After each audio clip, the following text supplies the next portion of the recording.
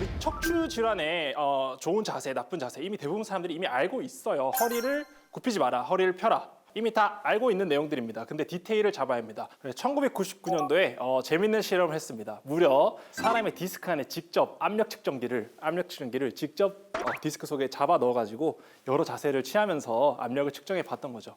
이 실험 덕분에 우리는 디테일한 굉장히 어떤 자세에서 어떻게 압력이 나오는지에 대해서 측정할 수 있었고요. 옆으로 눕는 것보다는 바로 눕는 게 훨씬 통증 디스크 압력이 훨씬 더 낮았고 대부분 시간을 많이 앉아서 이제 보내게 됩니다. 그래서 앉아 있을 때 조금 흥미로운 연구 결과가 있는데요.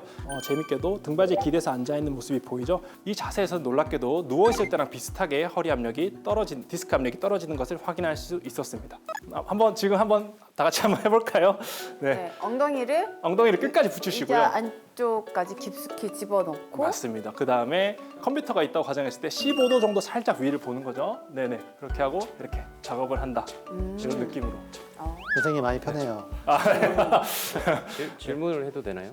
예. 네. 예. 등의 각도가 그러니까 의자마다 세팅이 좀 다를 건데 어떤 거는 조금 이렇게 더 이렇게 앞에 좀 치우쳐져 있는 게 있고 어떤 건 뒤로 좀 이렇게 너무 누워 있는 의자도 있죠. 그런 것도 있는데 혹시 이게 어떤 각도 설정이 혹시 좀 있나요? 누울수록 사실 좀 좋긴 하긴 한데요. 근데 사실상 이거는 실용성을 좀 따져봐야겠죠. 이렇게 15도 정도로 이제 제가 말씀을 드렸던 거였고요. 실제 연구에서도 그랬고 사실 늦추면 늦출수록 디스크 압력이 좀 떨어지긴 하거든요. 대신 늦췄을 때 고개도 중요합니다. 경추 디스크도 중요한데 경추 디스크도 마찬가지로 숙이지 말고 펴라입니다. 근데 등이 이제 뒤로 제껴지면 제껴질수록 자연스럽게 이렇게 되겠죠. PC방 자세 약간 이런 식으로 나오는데 그러면은 경추 디스크가 이제 나갈 수 있기 때문에 크게 권장하지 않는데 누워서 이렇게 질려볼 수 있고 모니터를 여기 위치시킬 수 있다면 뭐 조금 타협이 가능하다면 얼마든지 할 수 있지 않을까 싶습니다. 반대로 그러면은 디스크 압력이 정말 높아지는 디스크를 가장 많이 파괴하는 자세는 어떤 것들이었나? 허리를 숙여서 무거운 물건을 들어올릴 때 허리를 펴지 않고 이렇게 굽혀서 무거운 물건을 들어올릴 때 디스크 압력이 가장 높았고요. 여기다가 이렇게 비스듬하게 물건을 들어올린다면요, 이거는 본인 디스크를 반드시 파괴하겠다. 그렇게 해석될 수 있는 아주 안 좋은 자세입니다. 운동도 마찬가지입니다. 대표적인 예를 들어서 저희 군대에서 윗몸 일으키기 많이 하지 않습니까? 윗몸 일으키기 그런 운동들은 디스크 압력을 이제 매우 높이기 때문에 디스크의 퇴행성 변화를 굉장히 가속화하기 때문에 사실상 할 필요가 없습니다. 극단적으로 운동도 숙이는 운동 말고 펴는 운동을 해라라고 권장을 해드리겠습니다. 그러면 이어서 이제 추천하는 운동도 같은 맥락으로 갈 수 있는데요. 숙이지 말고 허리를 펴서 하는 운동을 하면 되겠죠. 맞습니다. 앞에서 발표하셨던 분들이 많이 소개했던 이제 맥켄지 운동 많이 보셨죠? 허리를 펴서 맥켄지 운동 이런 것들, 이런 운동도 되게 좋겠죠. 그리고 이제 제일 부상 없이 할 수 있는 좋은 운동은 플랭크 운동입니다. 플랭크 운동. 남녀노소 모두가 부상 없이 하는 플랭크 운동이고요. 그래서 우리 할머님들 힘 없으신 분들 많거든요. 80대, 70대 할머니 그런 분들한테는 제가 벽밀기 하세요 할머니 이렇게 벽밀기만 하더라도요 굉장히 좋아지고요.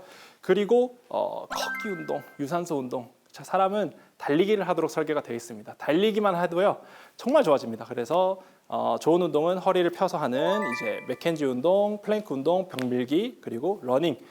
그리고 건강한 남자들한테 한 가지 더 추천하자면 푸시업을 또 추천합니다. 푸시업을 하는데 우리 가슴 근육에 집중하지 마시고 내려갈 때가 훨씬 더 중요합니다. 내려갈 때 천천히 내려가면요 우리 몸에 있는 코어 머슬의 근육들을 다 느낄 수 있어요. 디스크를 지키는 코어 근육이 강해지면서 훨씬 더 오랫동안 디스크를 쓸 수 있고, 그래서 결론은 허리를 숙이지 말고 허리를 펴라. 그리고 회복할 때는 이제 똑바로 누운 자세에서 허리 밑에 베개, 다리 밑에 베개에 대고 주무시는 게 가장 좋다. 그럼 이제 치료 부분에 대해서 말씀을 드리도록 하겠습니다. 파열되신 분들은 그럼 어떻게 하면 될까요? 협착증도 이미 진행이 많이 된 그런 분들은 어떻게 하면 될까요? 성급하게 절대로 수술적 치료를 받지 말라고 말씀드리고 싶습니다. 44세 여성 환자분이십니다. 심한 디스크 탈출증으로 이제 걷지도 못하였는데 보시면은 이렇게 터져 나온 디스크가 이렇게 굉장히 크게 있는데 수술적 치료 없이 주사 치료 이후에 디스크가 흡수돼 가지고요 완전히 회복된 모습을 이제 볼 수 있습니다. 68세 환자분이신데요. 이분도 똑같이 이제 중추성 협착증이죠. 3번, 4번 디스크가 이제 뒤로 밀려가지고 저런 경우에는 보통 4번 신경이 눌려가지고 다리 앞 옆쪽이 이제 많이 절여하시긴 하는데 이것도 수술적 치료 없이 주사 치료만으로 디스크가 회복된 그런 모습을 보이고 있습니다. 저분 같은 경우에는 주사 치료를 1년 동안 어떤 주기로 몇 번이나 하신 거예요? 저분 같은 경우에는 주사 치료를 그렇게 많이 받지는 않았습니다. 6개월 간격으로요. 제대로 된 전 경막 외곽을 도달할 수 있는 경추간공 신경관 차단술을 2번 치료받은 이후에 이렇게 완전히 회복되었습니다. 주사 치료가 이제 제대로 되어야 합니다. 제대로 된 주사 치료를 받아야 받고 나서 이제 효과가 없으면 다음 단계로 올라가야겠죠. 그 어떻게 주사 치료가 있고 어디를 타겟을 하는지 제가 설명을 드리도록 하겠습니다. 원인이 되는 이제 근본 위치에 대해서 저희 환자분들도 충분히 이해할 수 있습니다. 디스크 근처에까지 약이 들어가면 되는데요. 그 공간을 전 경막외 공간이라고 합니다. 이 전 경막외 공간은요. 그럼 척수신경이 이렇게 있고 디스크가 있죠. 그러면은 이 공간에서 척수신경 뒷부분을 후 경막외 공간, 척수신경과 디스크 사이 공간을 전 경막외 공간입니다. 그러면은 디스크가 신경을 누르고 있으니까 이 사이 공간이 전 경막외 공간에 약이 도달해야지 가장 효과적이고 효율적인 치료가 될 수 있습니다. 그래서 이 전 경막외 공간에 이제 약을 배달할 수 있는 방법이 3가지 방법이 있는데 꼬리뼈 접근법, 그 다음에 뒤에서 접근하는 거, 허리 뒤에서 들어가는 거, 그다음 허리 옆에서 들어가는 거. 이 중에서 옆에서 접근하기, 즉 덩크슛이 가장 효과적인 접근법입니다. 그래서 이 덩크슛 방법, 즉 추간공 접근법은요, 그 신경근을 건드려서 손상시킬 수 있기 때문에 난이도가 높은 접근법입니다. 그래서 제대로 된 추간공 접근법을 받는 게 좋습니다. 그래서 이렇게 제대로 된 주사 치료를 받고 나서도 효과가 없다면 이제 그 윗단계 치료를 고려해 볼 수 있겠습니다.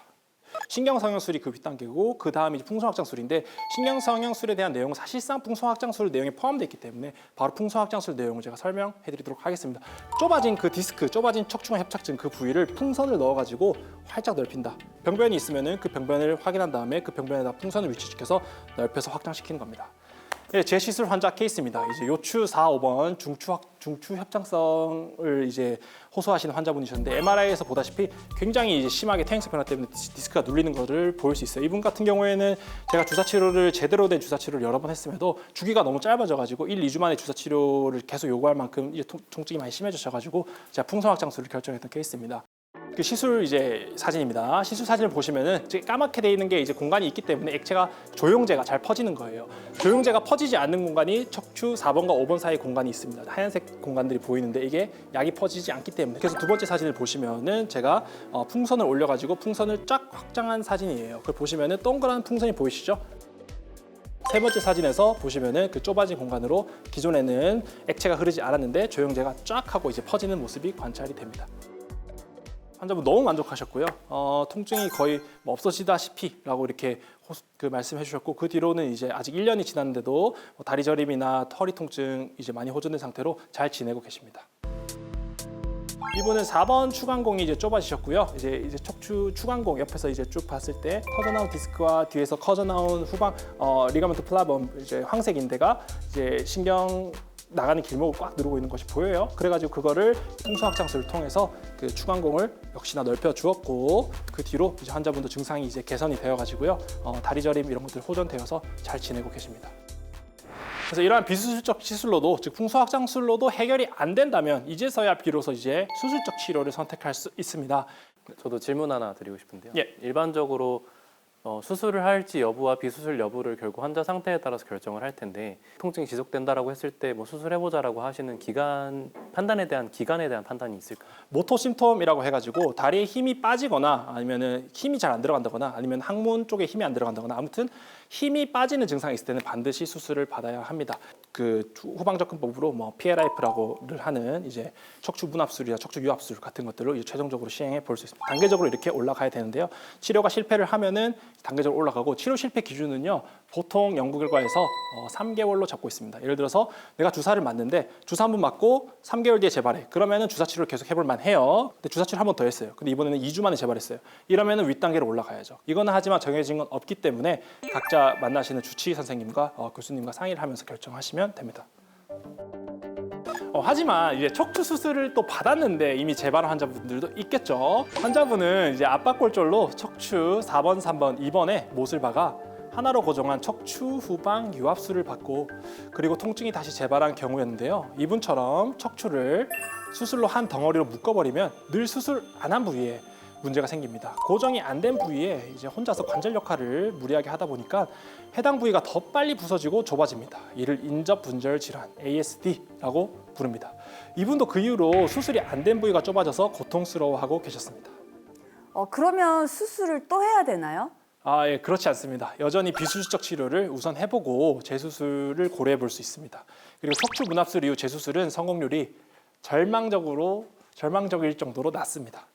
그렇기 때문에 이 환자는 이제 다행히 풍선 확장술을 시행했고 거기서 해결이 되었는데요. 이제 좁아진 부위 위로 이제 까망색 즉 조영제가 올라가지 않고 있는 모습이 관찰되죠. 저기다가 이제 두 번째 사진 보면 풍선이 조금 이제 보이는데 그 풍선으로 확장술을 시행하였고 시술 후에 그 좁아진 부위로 이제 조영제가 쫙 하고 올라가고 있습니다. 여전히 이제 일상생활 가능하신 정도로 잘 다니시고요. 걸어 다니시고 마을도 다니시고 하고 잘 지내고 계십니다. 디스크나 척추는 결국 바르지 못한 자세가 원인이라는 점, 그리고 수술을 권유받았다면 반드시 섣불리 결정하지 마시고 통증 치료 전문가를 찾아 꼭 제대로 된 비수술 치료를 우선 시도해 보라는 것입니다. 감사합니다.